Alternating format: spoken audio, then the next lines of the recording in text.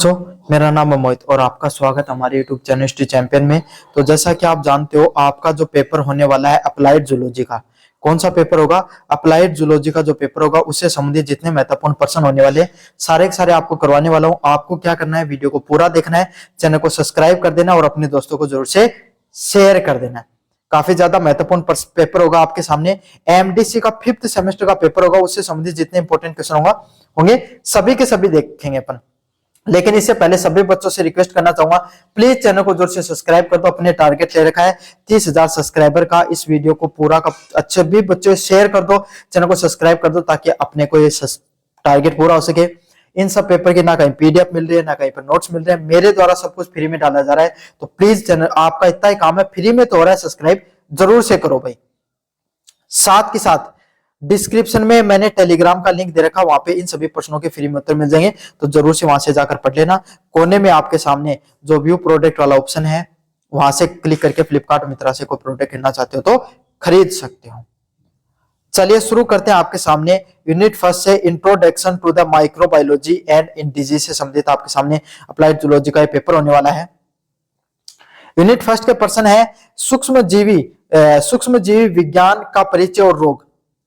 पहला प्रश्न है सूक्ष्म जीवी विज्ञान, माइक्रोबायोलॉजी क्या है? सूक्ष्म जीवी जैसे bacteria, virus, fungi, protozoa, algae की संरचना और विशेषताओं का वर्गीकरण कीजिए। क्या करना है? सूक्ष्म जीवी विज्ञान क्या होता है, माइक्रोबायोलॉजी क्या होती है, उसके बारे में बताना है। काफी इंपॉर्टेंट क्वेश्चन है, एग्जाम में देखने को मिलता है और खास करके वेरी शॉर्ट टाइप क्वेश्चन के रूप में तो प्रश्न जरूर से देखने को मिलेगा।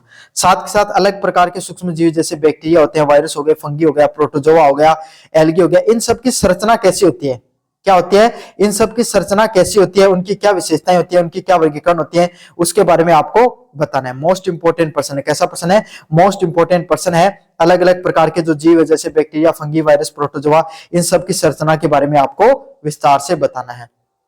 What is microbiology? Explain its structure, characteristics and the classification of microorganisms like bacteria, virus, fungi, protozoa and algae.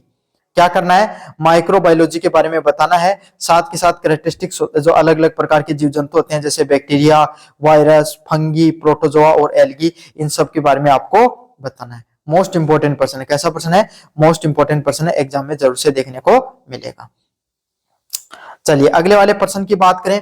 Protozoa और हेलमिंथिस द्वारा रोग किए गए जैसे प्लाज्मोडियम और एंटोमोबिया और बुचोरिया आदि का संक्षिप्त वर्णन कीजिए। क्या करना है? Explain the disease caused by the protozoa and helminths, plasmodium, entamoeba और यूचेरिया, इनके बारे में आपको बताना है। अच्छा प्रश्न है, एग्जाम में बार बार देखने को मिलता है।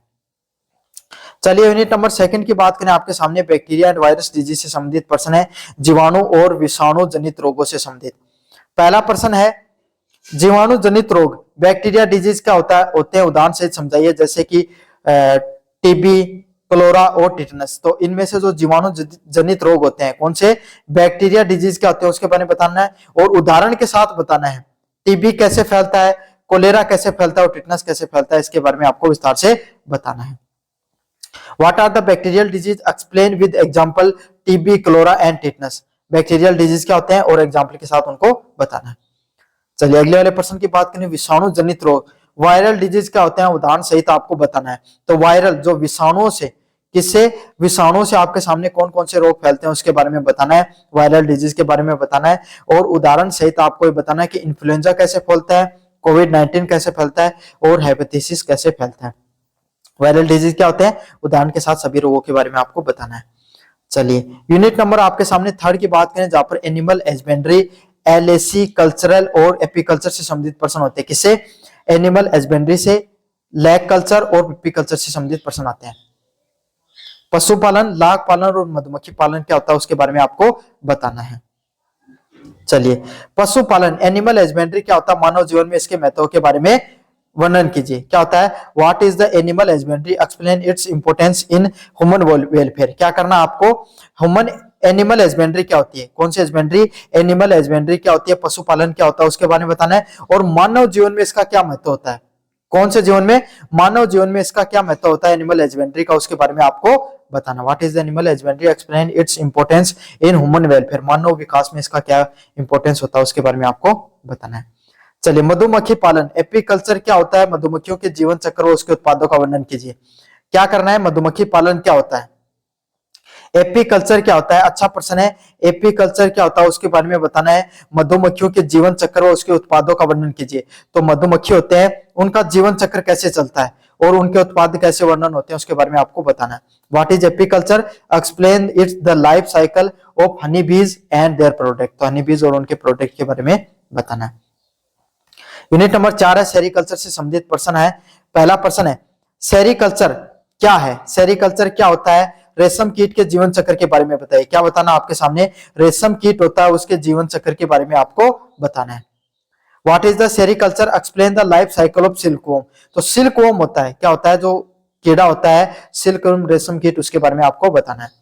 चलिए, रेशम उत्पादन सिल्क प्रोडक्शन की प्रतिक्रिया, रेशम पालन के प्रबंधन के बारे में वर्णन कीजिए। Explain the process of the silk production and management of silkworm farming. तो ये सारे इंपॉर्टेंट क्वेश्चन है भाई आपके सामने, जो अप्लाइड जूलॉजी से संबंधित एमडीसी का पेपर होगा उससे संबंधित आपको देखने को मिलेंगे, जरूर से